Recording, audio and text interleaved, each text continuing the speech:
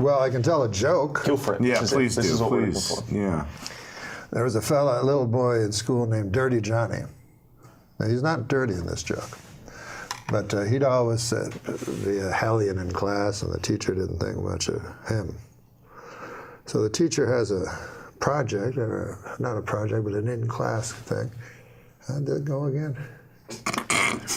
She says, now, this is what you're going to do here, class. I want you to stand up.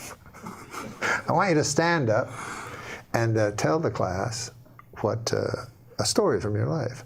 And then afterwards say the moral to that story. So a girl puts up her hand. Yes, Becky, what's your story? So Becky stands up. She goes, my dad works for the hatchery here in town. And what happens was he got about 15 eggs. And he put them all in one basket, all in the same basket.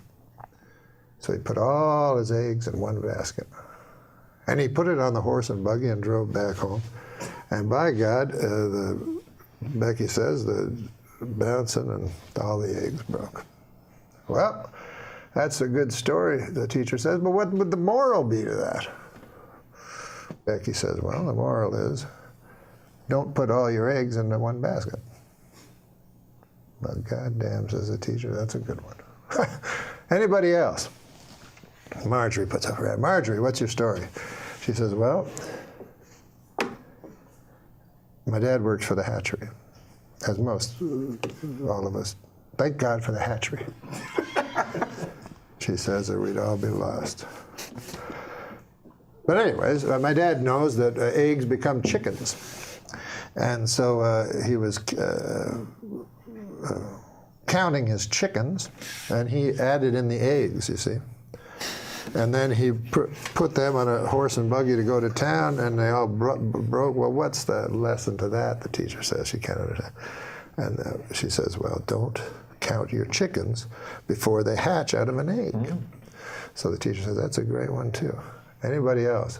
Well, wouldn't you know, Dirty Johnny has his hand up. So the teacher's like, holy God, I don't want it. But on the other hand, I made an oath to every child, should I suppose I gotta. All right, Dirty Johnny, what do you have to say? Johnny stands up. The story's about my Uncle Terry. He never worked at the hatchery on account he was in Vietnam, and he got disability. He don't even like people work at the hatchery. But the story happened far from these shores, in a little town called Da Nang. Terry was not well liked. His whole troop left him, abandoned.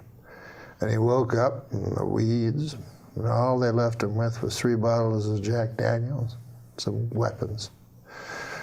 Terry stood up and downed 1 bottle right away. Said, if I'm going out, I'm going out. He took his Balishnikov and a couple of Glocks and his 2 bottles, and away he went. He found a town. And he didn't know if it was Charlie or if it was one he was sent to protect.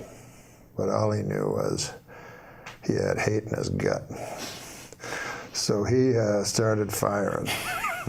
And he fired the Kalashnikov with an arcing kind of, like a farmer would with hay, with a scythe. And sure enough, the men fell like hay before him.